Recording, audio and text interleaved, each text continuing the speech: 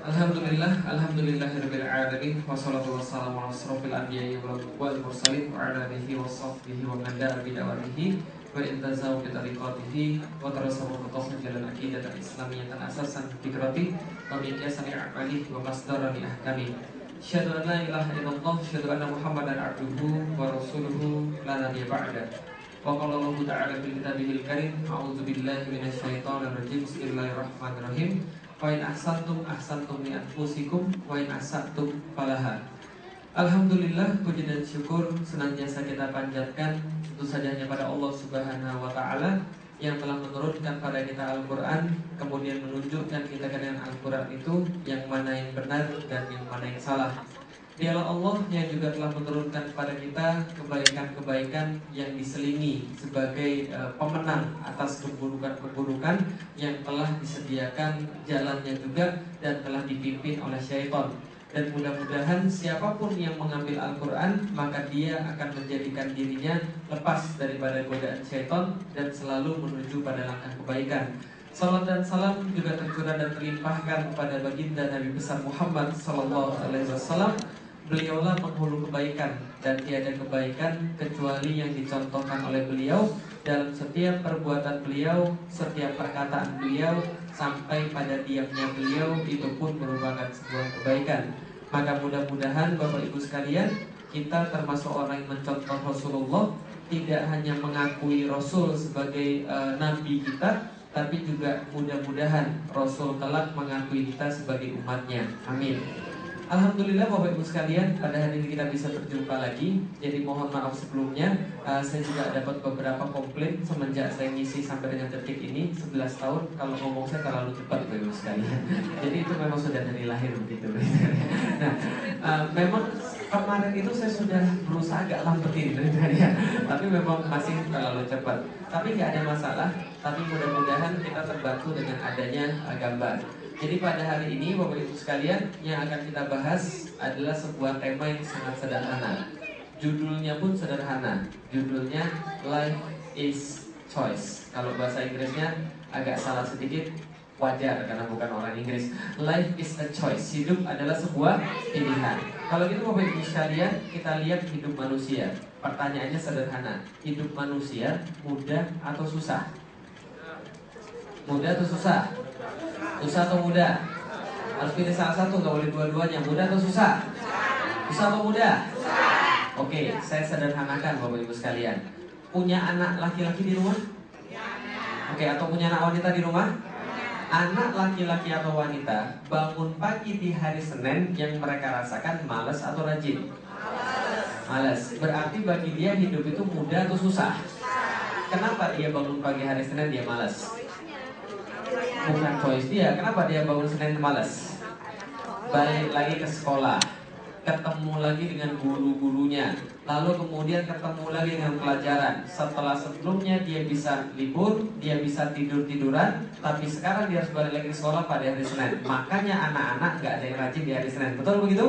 Maka bagi anak-anak kecil hidup itu susah. Betul begitu ya Ibu sekalian? Dulu kita ketika sekolah rajin atau malas?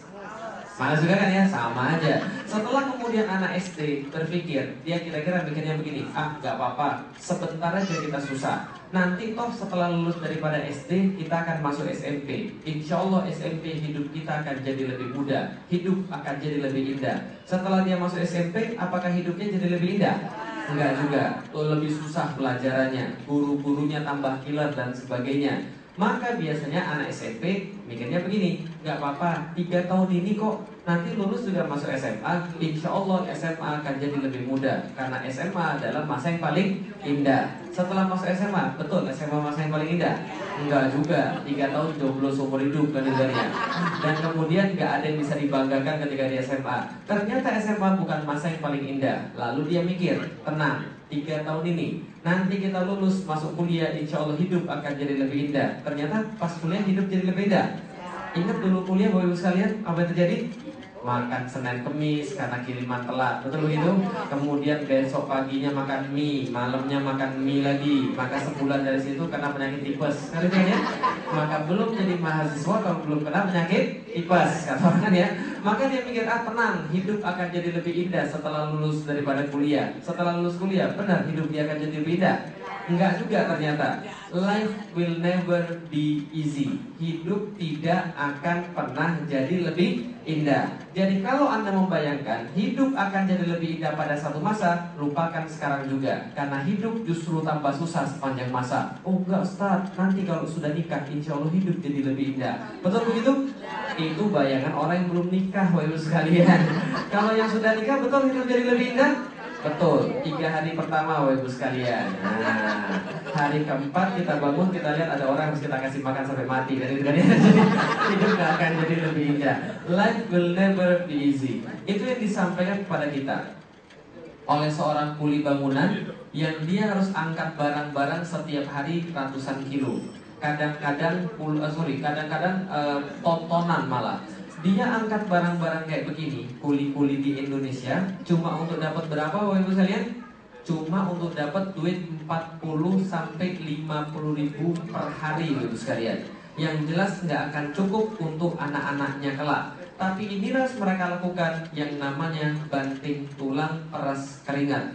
Hidup itu susah Bapak Ibu sekalian. Saking susahnya cari kerja, sampai ada orang bilang kepala harus jadi kaki, kaki harus jadi kepala, tulang dibanting, keringat diperas untuk cari yang namanya duit Bapak Ibu sekalian. Apapun dilakukan untuk cari yang namanya duit. Orang berjibaku luar biasa untuk cari sekali lagi yang namanya duit Bapak Ibu sekalian. Apapun dilakukan di Indonesia nih, coba lihat nih, ada metode transportasi yang tidak ada bahkan di negara maju kayak Amerika, namanya ojek Bapak Ibu sekalian. Apa kerjaan ojek ini? Nyewain motornya, nungguin penumpang dari pagi sampai malam, paling dapat 2 sampai 3 trip. Bawa pulang ke rumah nggak lebih daripada 20 ribu rupiah. Tapi mereka tetap lakukan walaupun panas, asap, kemudian macet, untuk cari yang namanya duit Bapak Ibu sekalian. Orang Indonesia super kreatif, yang lain nggak ada, di Indonesia ada. Apa ini Bapak Ibu sekalian? Tukang tambal ban Bapak Ibu sekalian. Apa ini kerjanya tukang tambal ban? Dari subuh sampai kemudian maghrib nungguin ban yang bocor. Kalau nggak bocor-bocor, tebar paku pagi-pagi supaya cepat bocor, untuk sekali lagi cari yang namanya duit Bapak Ibu sekalian. Apa yang kemudian mereka lakukan? Nih, ada yang namanya ojek payung. Kerjanya apa ini ojek payung? Nungguin hujan. Kalau ada hujan, minjemin payungnya 3.000 sampai 5.000 rupiah. Dia harus dingin-dinginan, harus kehujanan. Pulang ke rumah dapat duit sekitar 30.000 rupiah. Sampai rumah demam badannya, pergi ke dokter hilang 50.000 rupiah. Nah, ini yang terjadi pada dia. Tapi dia tetap mau karena dia cari yang namanya duit. Apapun dilakukan untuk cari yang namanya duit. Khususnya karyawan ini. Nah, di sini kan banyak karyawan kan ya.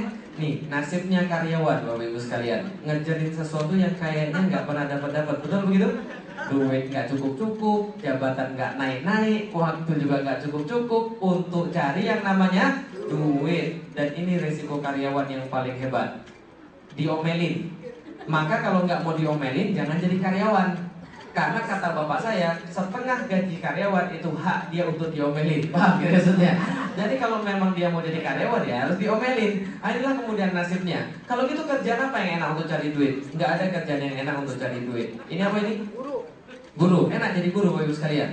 Dulu kalau orang-orang desa ditanya mau jadi apa? Guru. Tapi inilah nasibnya jadi guru. Tiap pagi harus apel, nyiapin materi, lalu ngajar pada anak-anaknya. Mending kalau anaknya pintar-pintar. Kalau anaknya gandeng-gandeng, bandel-bandel, apa yang terjadi? Makanya guru itu paling banyak mati gara-gara stres. Paham ya maksud saya? Nah, ini juga kita lihat, demi untuk cari yang namanya duit, apapun dilakukan untuk cari yang namanya duit. Khususnya di Jakarta. Lihat nih penyakit Jakarta Bapak Ibu sekalian.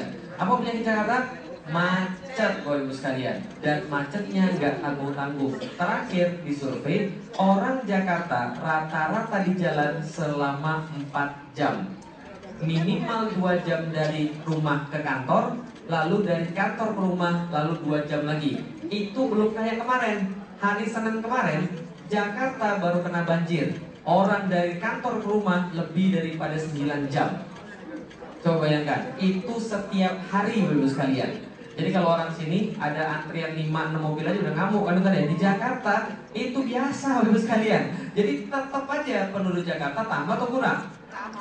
Demi untuk cari yang namanya duit, apapun dilakukan. Naik ke atas kereta api, walaupun katanya setiap bulan ada 3 orang kesetrum mati, tapi tetap aja mereka nggak kapok-kapok untuk cari yang namanya duit Bapak sekalian. Apapun dilakukan, pergi ke tempat-tempat yang begini, kerjanya naik tempat begini. Kalau jatuh kira-kira gimana ini? Ya kalau nggak mati ya cacat seumur hidup lah kan gitu kan ya. Yang kerja begini biasanya orang desa atau orang kota? Orang desa pergi ke Jakarta. Kadang-kadang dia pulang kalau ada duit 6 bulan sekali. Kalau benar-benar nggak ada duit dia pulang setahun sekali. Namanya